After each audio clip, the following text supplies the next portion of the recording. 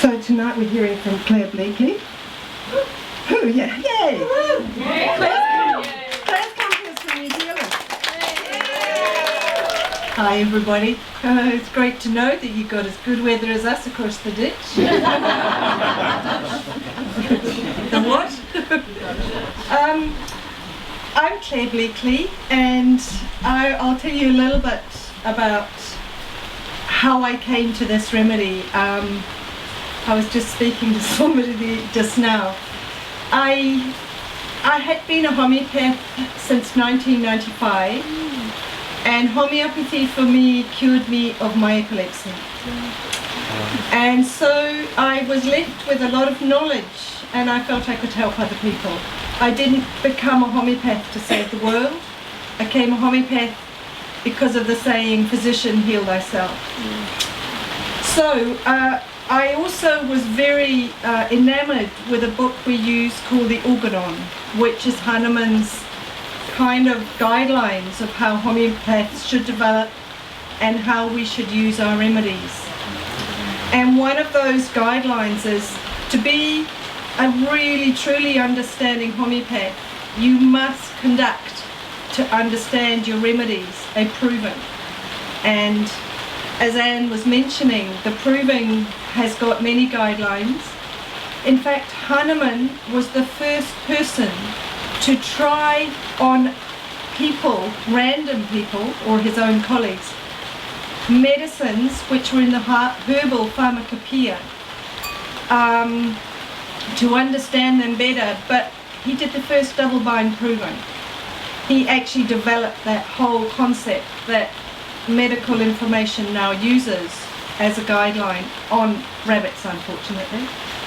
So anyway, I decided that after becoming a homeopath for 5 years, I'd really like to go to university and study psychology. And I find that homeopathy has a lot of psychology in it, because as Anne was mentioning, you look at an emotional, physical and mental state of a person and you put them all together, and it's not too different to being a detective, getting all your clues together and trying to find a remedy. One remedy, I'm a classical homeopath, that matches across the board as close as you can. So that's called a simimulum. And while I was at university, I had to do some training on rats, and I actually didn't really like the idea of giving them electric shocks to train them to eat the food, so I was given a computer. But it did, we also, as we all know, Jung is a big psychology person, and I started to wonder what the collective conscience of caged animals really is, and whether, if you go outside of that to the wild, whether there's a kind of a collective conscience that crosses everybody. So for some reason I thought I'd do it on a mouse. So a friend had some mice, and lovingly she took a little mouse that was feeding her pups, and I laid it on its back while she milked it, and it bit my finger. So that was it. The mouse ran away, and it took a while to catch. And so she said, I've got a friend who's got some rabbits. I think they will be much easier to milk. So I went off to her friend, who had a beautiful space about the size of this room. It was fenced and it had gum trees in it, and they were all burrowing under, and what they'd do is when the little rabbit pups would come up, she would take them to her pet shop friend. So anyway, we milked the rabbit. We got about a teaspoon of milk, and then we took it to the pharmacy, Simimulum Homeopathics, and there are remedies here, I think, around if you would like to get one for your practice or you're interested. And I got 39 of my friends. One was a homeopath, and all the rest were just interested in the process. And I gave them each a book with a whole lot of guidelines on how to take the remedy and how to write down what they did. So we took a kind of, they weren't allowed to have any illness that was treated medically with any pharmaceutical for 6 months. So they've got a pure, fairly pure system. And the other thing too is we actually took a case so that if they had naturally a twitchy nose, you know, if their nose twitched, you could look at it and say, well, maybe that wasn't to do with the proving. So what you do is you take the remedy and you take your book with you for the first 24 hours while you're taking your remedy. So they took 3 doses and they went around with their book, and anything they felt in that next 24 hours they had to write down.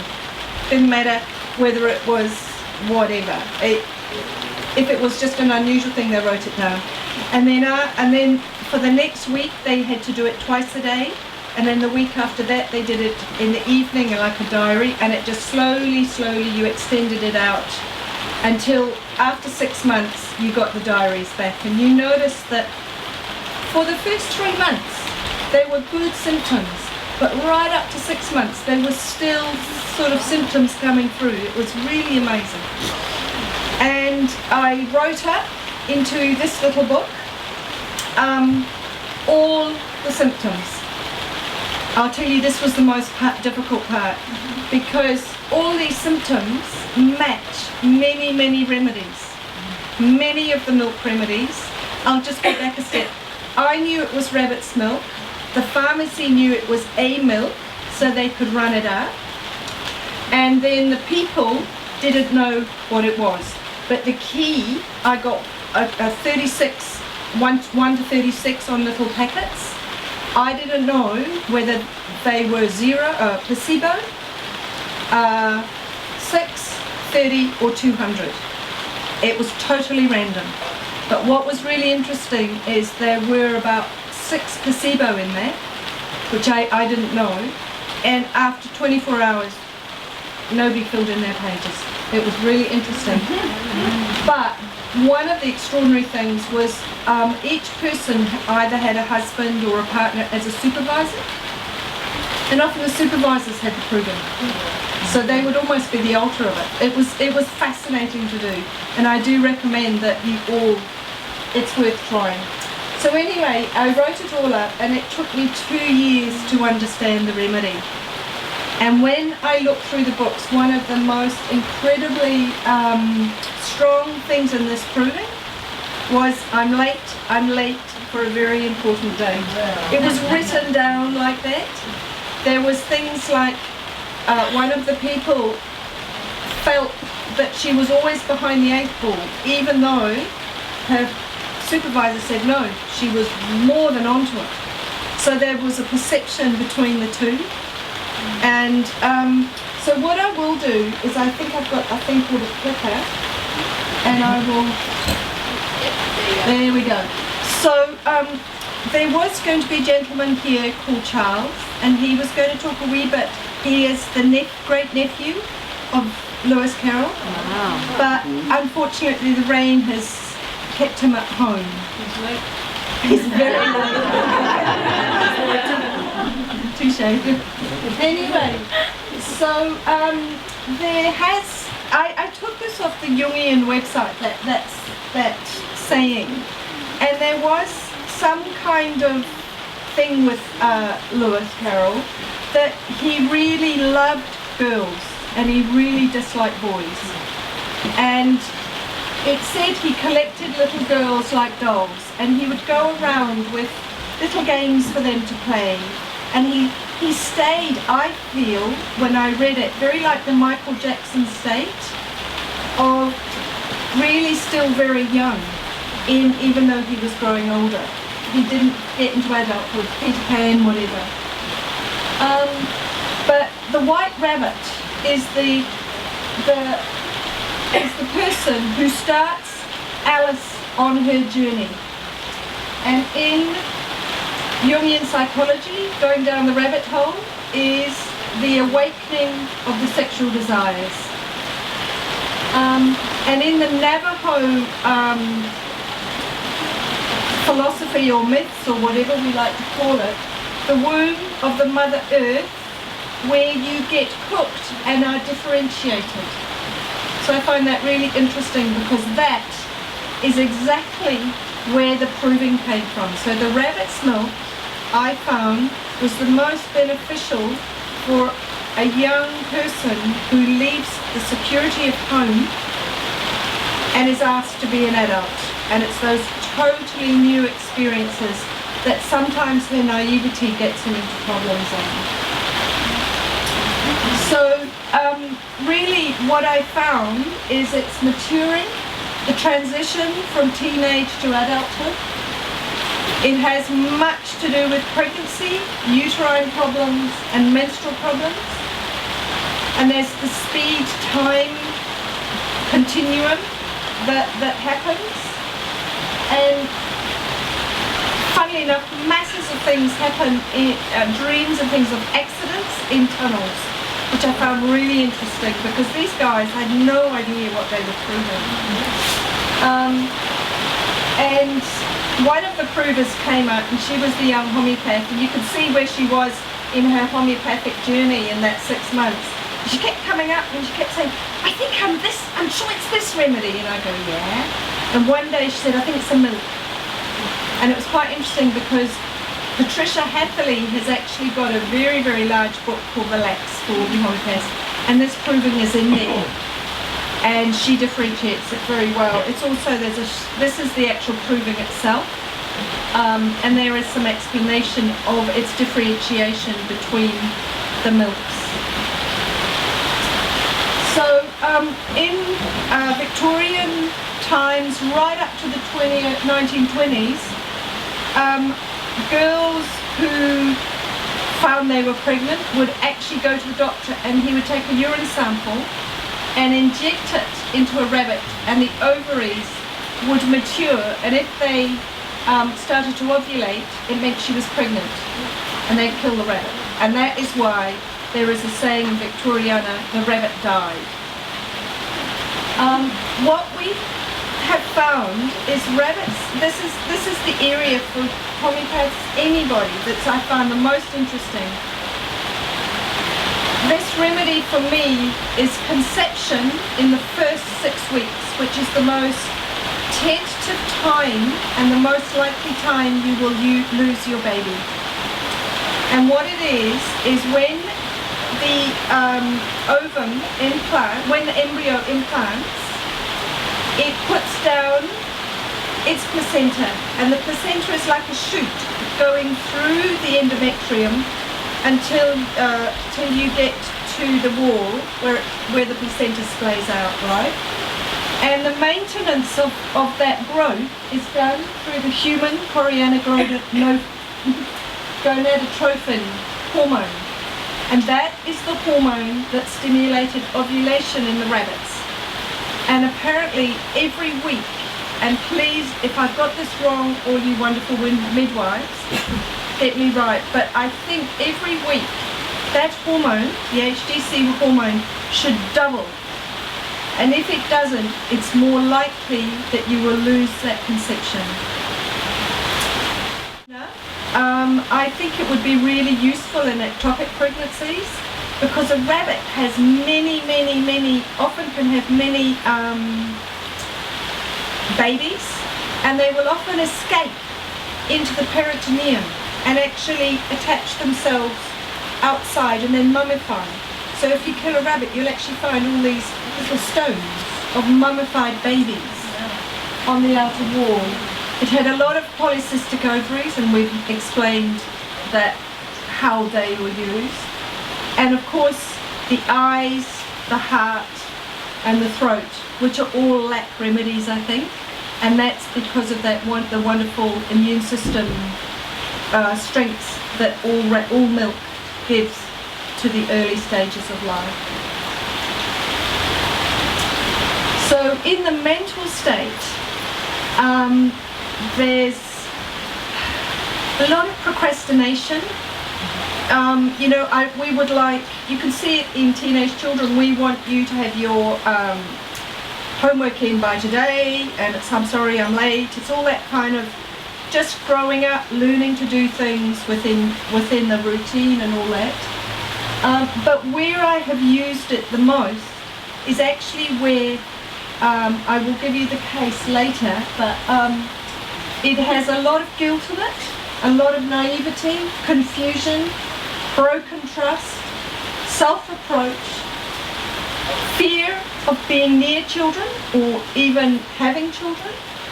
And if we go back, I think, to this picture, if you have a look, that is a classic rabbit formulation. The young child being asked to act like a grown-up at a grown-up's thing, where she's really not liking it. She's really being petulant and like that. And you can see that being the father figure. This is how I interpret that picture in this relationship. Sort of basically saying, come on, behave yourself. You know, that kind of, you know, you've reached a stage where you can have... I was brought up in Africa, and up until the age of 12, I had to eat away from my parents. I would eat at 5 and they would eat at 7, and it was just, that was it. And when I was 12, I was allowed to eat with them, and it felt just like that. It's that kind of, now you're a grown-up, you can act like one. And you can see she's not. And so this is it. Alice said, how long is forever? And sometimes it's only a second. So that's that whole time continuum. It's interesting. And in the dreams, there's a lot of infertility and fertility and tunnels and explosions. It's very sexual. And the colours are very childlike, actually, you know. And so I'll just give you a quick discussion, outline of the first case.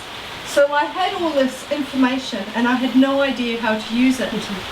And a young girl that I had seen since she was 7, she must have been actually a bit older because she was now 19, came to see me, and she was a mess, a real mess.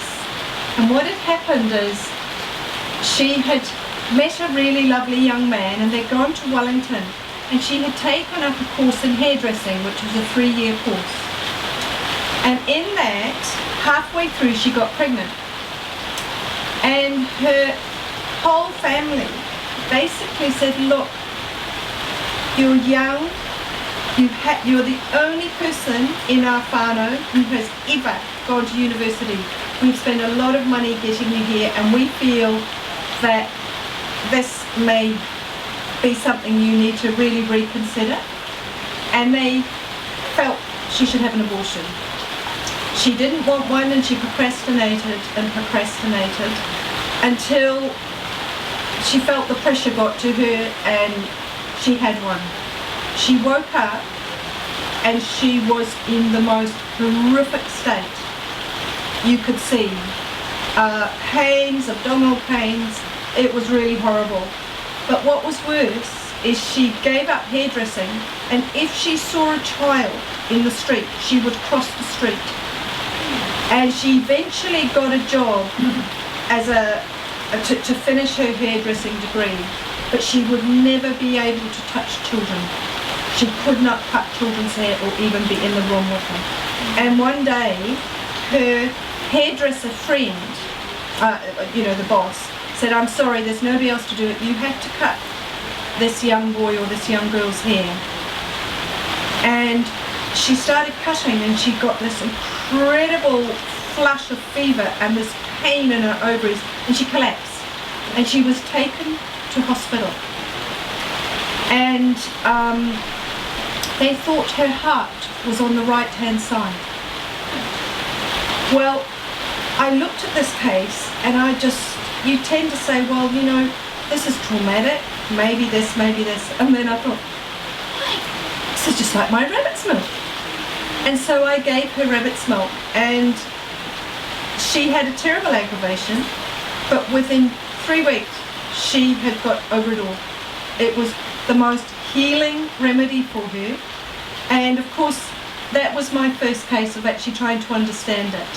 And how I understood it was, she goes out into the big world, she has a sexual relationship where, as we all know, quite often that relationship is far more developed than our emotional status. She then gets pregnant, and the pressure from everybody and the guilt of getting pregnant, of all of that, just collapses on a very emotional, naive state. But she listens to them, and when she does what they say, what happened was the whole family just left her and basically said, it was your decision, you made that decision. If you were grown up enough to get pregnant, you were grown up enough to make that decision. And they left her. And so the whole of, she was a nice Catholic as well, so the whole of her indoctrination just went in. And she, all she could say was the trust was totally broken. And she didn't have anybody to turn to. She was too frightened to tell her mother. And so what happened was, this whole thing, it was her mother who brought her, not knowing what had happened.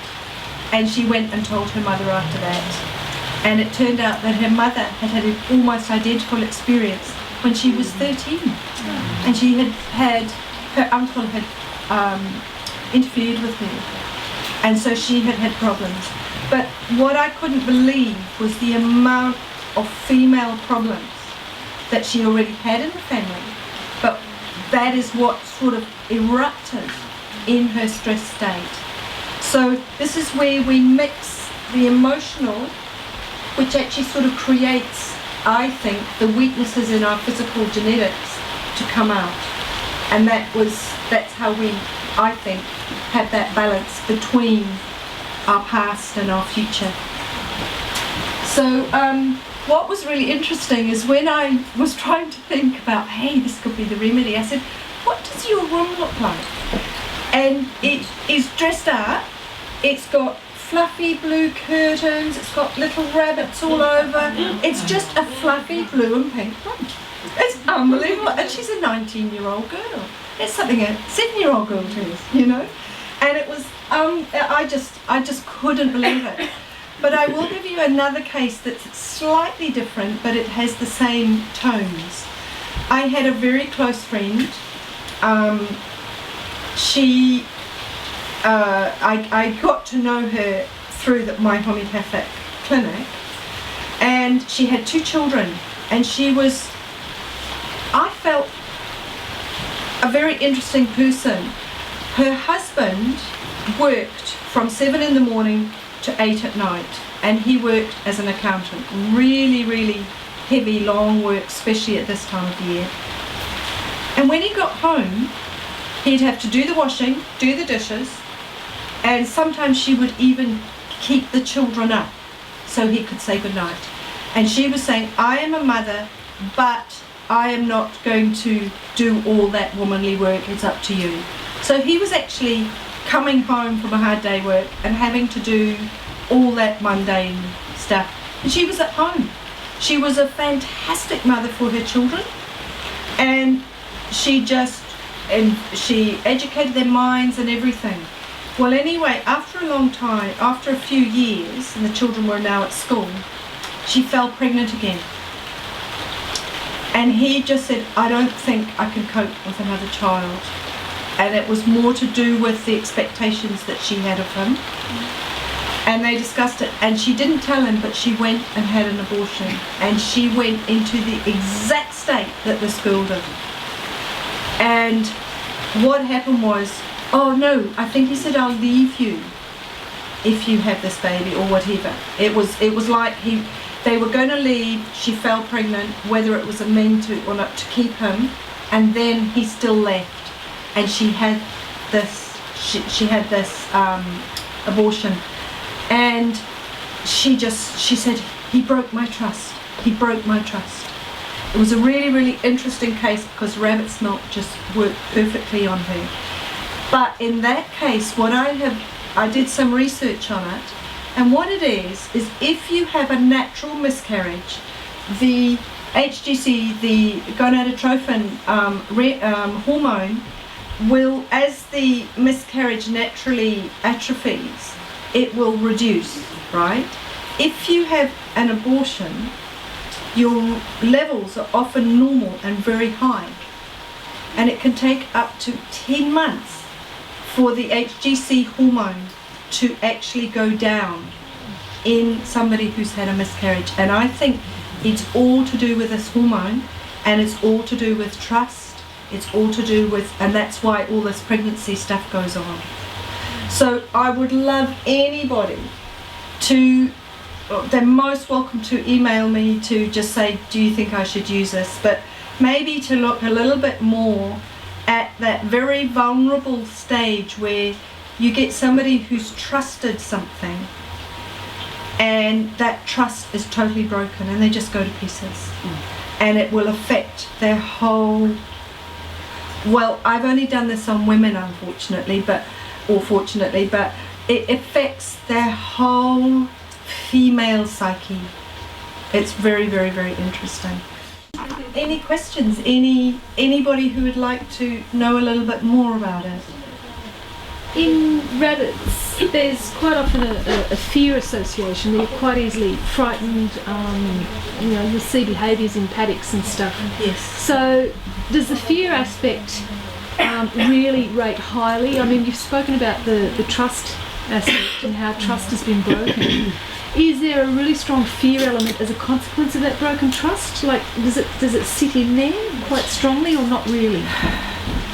I think for me, in what I have seen, it's the fear of having done something that was against your own self. Right, so not against the group, but not against the group. It's like, I've done this and it's gone wrong and there's nobody there to support me. Right. And the thing is it's also usually taboo in our systems, which then means that by telling somebody about it, there's going to be a whole guilt put on you. So there's that fear and anxiety around that breaking of social norms. Right, so there's an isolation aspect in it?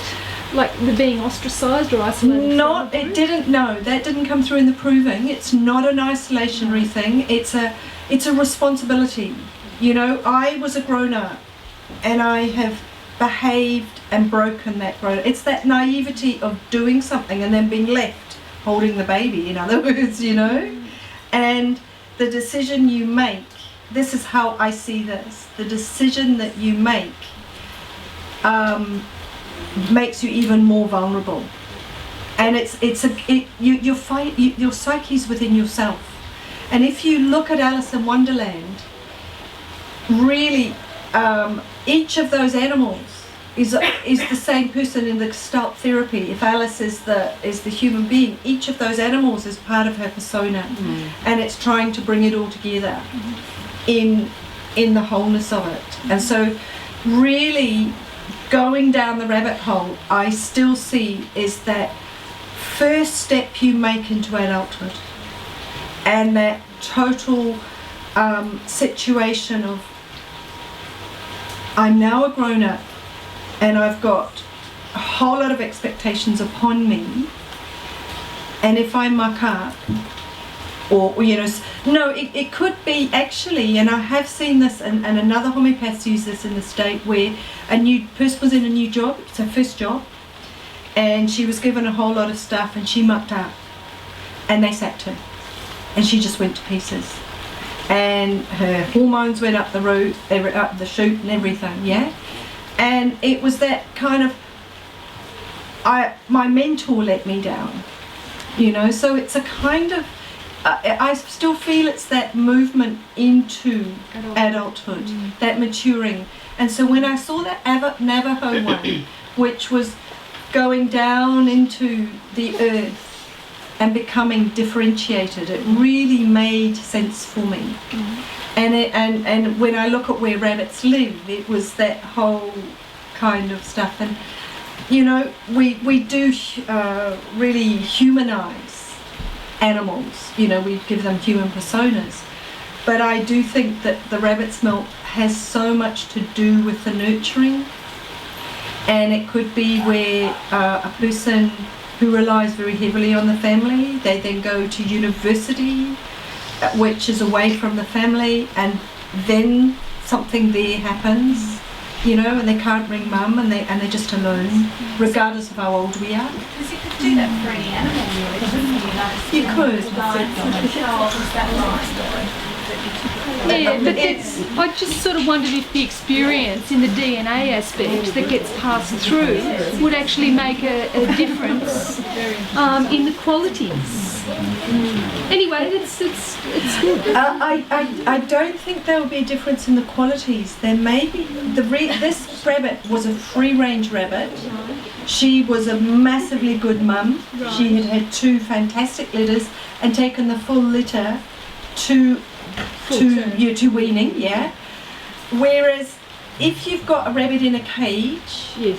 I mean, I think the quality of milk will be different in your environment you take it from, but I don't necessarily think it will be different.